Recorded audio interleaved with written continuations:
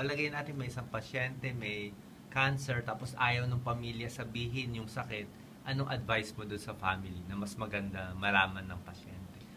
Sa tingin ko, um, yung pasyente is una-una may right na malaman kung anong nangyayari sa kanya para yung buhay niya na hindi giginhawa.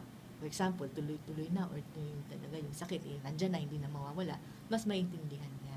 Kung kailangan nila ng tulong sa pagsasabi sa pasyente kung anong nangyayari at kung ano yung what is the future like, kunyari, dalhin na lang nila sa espesyalista. Kasi kami, may idea na kami kung anong mangyayari. Kasi marami na kami, 20 years na kami, o marami na kami pasyente na tinulungan or para kaming guide. Parang Mount Everest, di ba may Sherpa ka? Di ba yung Sherpa, ilang beses niyan umakyat, bumaba ng Mount Everest.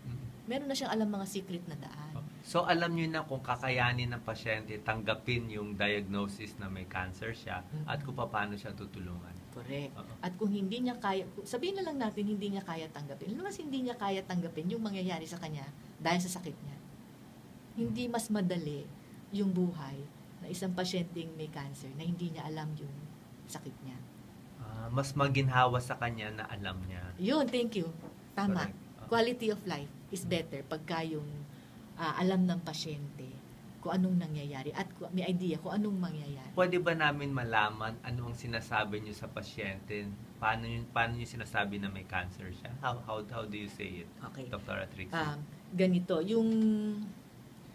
ang pasyente, kadalasan pagdating sa akin, may bukol at na-biopsy na. Okay. Kaya nga nalaman ng pamilya na meron ng cancer. So, pagdating ng pasyente, magpapakilala ako, tatanungin ko kung bakit sila nandito. Dinala ako ng anak ko, hindi ko alam kung bakit. Or minsan alam na nila. Kung hindi pa alam, naalala niyo po ba, nung hindi po ba, nag-biopsy kayo, no? May tinusok dito, kumuha po ng sample. Yun po kasing nakita nila sa sample ninyo, meron po kayong bukol na hindi po siya, na kailangan gamutin para po maalis. Otherwise po, baka po lumaki at dumami. So yun yung kailangan ng gamutan at hindi po itong bukol na ito mawawala ng kusa. Kahit nga po tayo meron pong gawin, minsan po hindi natin alam kung talagang mawawala o baka nandyan na yan. Pero kahit ano pong mangyari, marami na po tayo ngayong gamutan na makakatulong po sa inyo. Kaya po kami nandito para po tumulong sa inyo.